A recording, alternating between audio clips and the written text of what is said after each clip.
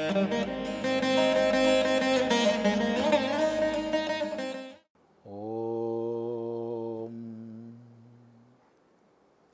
ഗുരുർബ്രഹ്മാ ഗുരുർവിഷ്ണു ഗുരുർദേവോ മഹേശ്വരഃ ഗുരു സാക്ഷാത് പരം ബ്രഹ്മ തസ്മൈ ശ്രീ ഗുരവേ നമഃ. ഓം സദാശിവസമാരംഭാം ശങ്കരാചാര്യമധ്യമാം അസ്മദാചാര്യപര്യന്താം വന്ദേ ഗുരുപരമ്പരാം.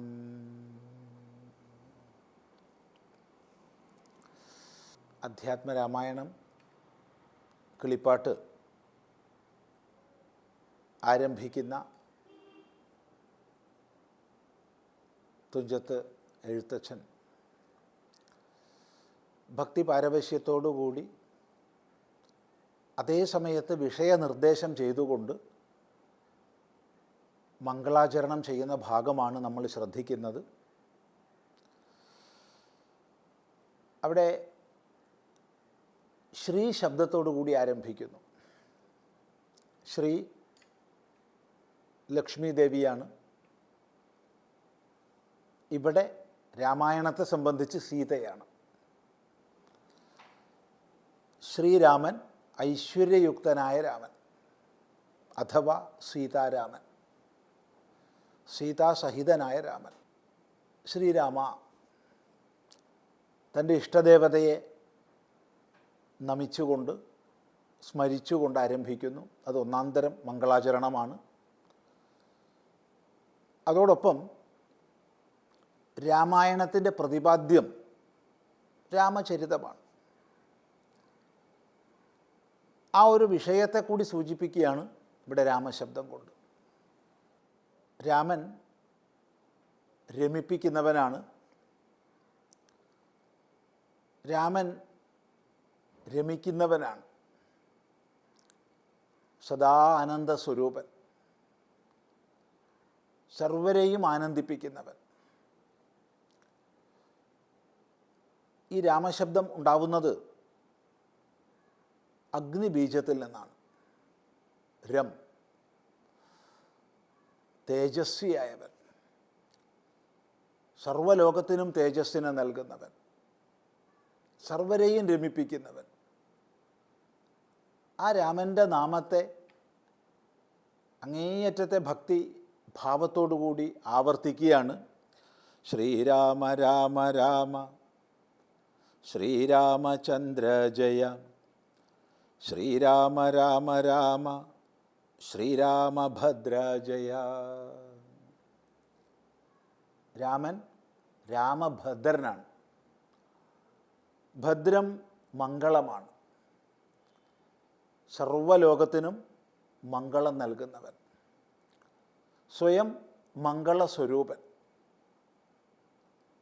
അങ്ങനെയുള്ള രാമഭദ്രൻ, ആ രാമൻ ജയിക്കട്ടെ,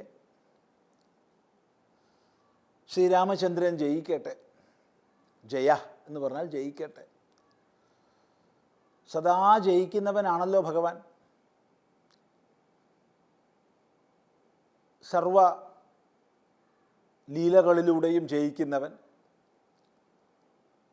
സർവഭക്തമാനസങ്ങളിലും ജയിക്കുന്നവൻ, അധർമ്മത്തെ ജയിക്കുന്നവൻ. പിന്നെന്തിന് ജയ എന്ന് പറയണം? അത് അനാദികാലമായ നമ്മുടെ സമ്പ്രദായമാണ്. സദാ വിജയിക്കുന്നവനാണെങ്കിലും ഭഗവാനെ ജയിക്കട്ടെ എന്ന് പറഞ്ഞ് സ്തുതിക്കുമ്പോൾ നമ്മുടെ തന്നെ അന്ധകരണം ശുദ്ധമായി വരും. എത്ര നമ്മുടെ മനസ്സ് ശുദ്ധമാവുന്നുണ്ടോ അത്രയും നമ്മളിൽ ഭക്തിഭാവം വളരും. എത്ര ഭക്തിഭാവം വളരുന്നുണ്ടോ അത്രയ്ക്കധികം തത്വജ്ഞാനത്തിനുള്ള അധികാരം, പാത്രത്വം നമ്മളിൽ വരും. തത്വജ്ഞാനത്തിലൂടെയാകട്ടെ പരമമായ മുക്തിയിലേക്കും. ഈ ഒരു ഗതിയിൽ മനുഷ്യൻ്റെ പരമമായ മോക്ഷത്തിലേക്കുള്ള മാർഗത്തിൽ അവന് വഴിയൊരുക്കുന്നതാണ് സ്തുതികൾ, ജയ ജയ ശബ്ദങ്ങൾ. അതോടുകൂടി ആരംഭിക്കുന്നു. ഓരോ വരിയിലും ജയശബ്ദം ഇവിടെ ആരംഭിക്കുകയാണ്, ആവർത്തിക്കുകയാണ് ഓരോ വരിയിലും. ശ്രീരാമ രാമ രാമ സീതാഭിരാമ, ശ്രീരാമ രാമ രാമ ലോകാഭിരാമ ജയ. ശ്രീരാമഭദ്രൻ സീതാഭിരാമനുമാണ്. സീതയെ അഭിരമിപ്പിക്കുന്നവൻ. രാമായണം എന്ന പോലെ സീതായനവുമാണ്. അതുകൊണ്ട് രാമൻ സീതാഭിരാമനാണ്, സീതയെ അഭിരമിപ്പിക്കുന്നവനാണ്, അഥവാ സീതയോട് ചേർന്ന രാമനാണ്. അങ്ങനെയുള്ള രാമൻ ജയിക്കട്ടെ. പ്രകൃതിയെ കൂടാതെ പുരുഷനില്ല, മായയെ കൂടാതെ ഈശ്വരനില്ല,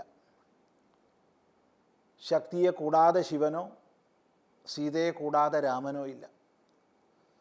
ആ രണ്ടിൻ്റെയും ചേർച്ചയിലാണ് സർവ പ്രപഞ്ചത്തിൻ്റെയും ആവിർഭാവവും നിലനിൽപ്പും തിരോഭാവവും. ആ ഒരു മായാസ്വരൂപിയായിരിക്കുന്ന പരമാത്മാവിനെ, ലക്ഷ്മി സഹിതനായ വിഷ്ണുവെ, സീതാസഹിതനായ രാമനെ, പ്രകൃതിയുക്തമായ പുരുഷതത്വത്തെ ഇവിടെ സ്തുതിക്കുകയാണ്. എന്തിനാണ് പറയുന്നു? ശ്രീരാമ രാമ രാമ ലോകാഭിരാമ ജയ. ലോകാഭിരാമനാണ് അവൻ, ലോകത്തെ മുഴുവൻ അഭിരമിപ്പിക്കുന്നവൻ, ലോകത്തെ മുഴുവൻ ആനന്ദിപ്പിക്കുന്നവൻ.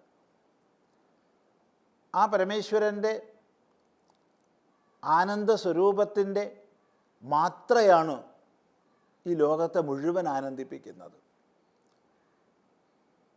അവിടുത്തെ ആനന്ദത്താൽ സർവപ്രപഞ്ചവും ആനന്ദികളാകുന്നു. അതുകൊണ്ട് ലോകത്തെ മുഴുവൻ അഭിരമിപ്പിക്കുന്നവനാണ്, ആനന്ദിപ്പിക്കുന്നവനാണ്. ഹേ രാമ, അവിടുന്ന് ജയിച്ചാലും. ശ്രീരാമ രാമ രാമ രാവണാന്തക രാമ, ശ്രീരാമ മമ ഹൃദി രമതാം രാമ രാമ. എങ്ങനെയാണ് ശ്രീയുക്തനായി മായായുക്തനായിട്ട് ഭഗവാൻ ഇരിക്കുന്നത്? അവിടെയാണ് വിവിധ അവതാര ലീലകളാടാൻ, അഥവാ അവതാരത്തിൻ്റെ ദൗത്യം തന്നെ ധർമ്മ സംസ്ഥാപനമാണ്. ആ ധർമ്മ സംസ്ഥാപനത്തിൻ്റെ ഏറ്റവും പ്രധാന ഭാവമാണ് പറഞ്ഞത് ലോകാഭിരാമ എന്ന്. ലോകത്തെ മുഴുവൻ അഭിരമിപ്പിക്കുന്നവൻ, ധർമ്മ സംരക്ഷണത്തിലൂടെ. ആ ധർമ്മ സംരക്ഷണത്തിൻ്റെ ഭാഗമാണ് ദുഷ്ടനിഗ്രഹം. പരിത്രാണായ സാധൂനാം വിനാശായ ച ദുഷ്കൃത ധർമ്മ സംസ്ഥാപനാർത്ഥായ. ഇതാണ് അവതാരോദ്ദേശ്യം. അവിടെ ഈ ദുഷ്ടജന നിഗ്രഹം എന്നുള്ളതും ശിഷ്ടജന രക്ഷണം എന്നുള്ളതും ഒരുപോലെ സൂചിപ്പിച്ചിരിക്കുകയാണ് ലോകാഭിരാമ എന്നും രാവണാന്തക എന്നുള്ള ശബ്ദം കൊണ്ട്. നോക്കൂ, ആ ഒരു ഭക്തിഭാവത്താൽ ആവിഷ്ടനായി എത്ര പ്രാവശ്യമാണ് രാമ രാമ രാമ എന്ന് വിളിക്കുന്നത്. ഈ രാമനാമത്തിൻ്റെ ആവർത്തനം, ഭക്തിപൂർവമുള്ള ആവർത്തനം, നിസ്സംശയം പറയാം, അത് നമ്മുടെ എല്ലാ പാപങ്ങളെയും എല്ലാ ദോഷങ്ങളെയും ഇല്ലായ്മ ചെയ്ത് നമ്മളെ രാമസ്വരൂപത്തിലേക്ക് നയിക്കുന്നതാണ്. ഇത്രക്കേറെ സ്തുതിച്ച് എന്താ പ്രാർത്ഥിക്കുന്നത്? മമ ഹൃദി രമതാം, എൻ്റെ ഹൃദയത്തിൽ രമിച്ചാലും, എൻ്റെ ഹൃദയത്തിൽ വന്ന് ആനന്ദിച്ചാലും. നിനക്ക് ആനന്ദമായിട്ട് കഴിയാനിതാ എൻ്റെ ഹൃദയം ഇതാ ഞാൻ ഒരുക്കി തരികയാണ്. ഇവിടെ ഭഗവാനെ ഹൃദയത്തിലേക്ക് ക്ഷണിക്കുമ്പോൾ അതിനനുസരിച്ചിട്ടുള്ള വിശുദ്ധി ഹൃദയത്തിൽ വേണം.